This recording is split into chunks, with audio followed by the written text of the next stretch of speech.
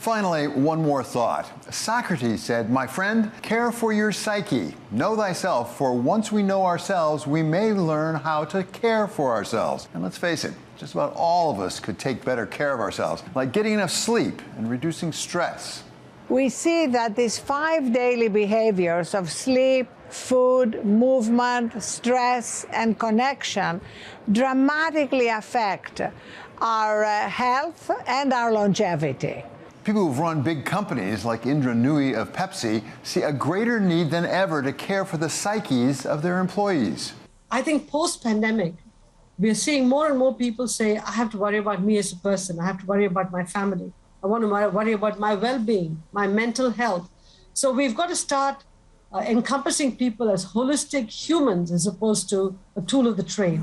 Some of us turn to psychotherapists, as mob boss Tony Soprano did. Any thoughts at all on why you blacked out? I don't know. Stress, maybe.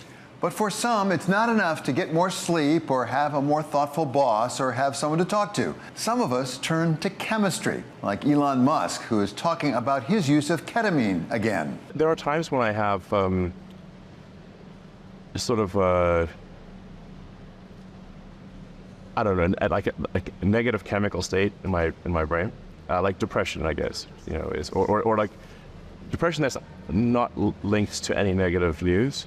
And then ketamine is helpful for getting one out of a negative frame of mind. And now there's a new game in town, or really an old game that some of us may remember, perhaps hazily, from the 1960s. Yes, there's a return to magic mushrooms. Mike Tyson does it, even when he was partying in St. Bart's with Jake Paul, the man he's due to fight this July. Are you taking shrooms before the workout just because you like the space of thinking that comes with it? Oh, absolutely. Okay. The focusedness of shrooms, it can't compare to nothing else. Okay. Chelsea Handler does it with her employees. You took them camping and everyone took mushrooms? I didn't provide the mushrooms, just for legal reasons. I want that to be stated very clearly. Where in the budget is that? Is that craft service?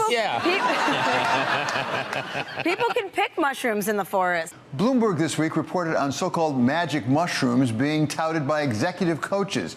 And the Wall Street Journal had a piece on these magic mushrooms being, quote, the working woman's newest life hack. Steve Cohen has doubled down on his investment in Cybin. That's a biopharmaceutical firm in clinical trials for a medicine to handle serious depression.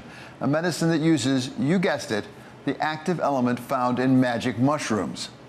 Given all the buzz, maybe this really is the way to go. But as my wife could tell you, I'm pretty conservative. And back in the 90s, when I was general counsel of Cap Cities ABC, we had a big commitment to the Partnership for a Drug-Free America. That's a charity founded by J&J CEO Jim Burke, who just happened to be the brother of my boss, Dan Burke. And the PSAs we ran on ABC had a decidedly different approach to psychedelics. This is your brain. This is drugs.